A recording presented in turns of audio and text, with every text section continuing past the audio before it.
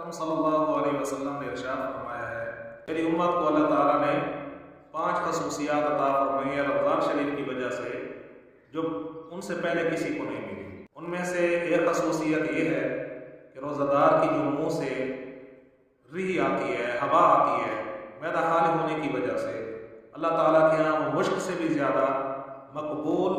और महबूब समझी जाती है।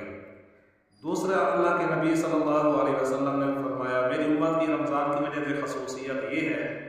कि इनके लिए समंदर की मछलियाँ तक दुआ करती हैं अल्लाह ताला से, परिंदे दुआ करते हैं अल्लाह ताला से इनकी मग़फ़रत की, और ये अफ्तारी के वक्त तक करते रहते हैं। तीसरी, अल्लाह के नबी ने फरमाया उनके लिए जन्नत सजाई जाती है। चौथे, अल्लाह के नबी ने फरमाया सबका शयातीन को कैद कर दिया जाता है। और पाँचवें, आप सल्लल्लाहु अलैहि वसल्लम ने फरमाया अल्लाह ताला रमज़ान के आखिर में उन रोज़ादारों की, रमज़ान में इबादत करने वालों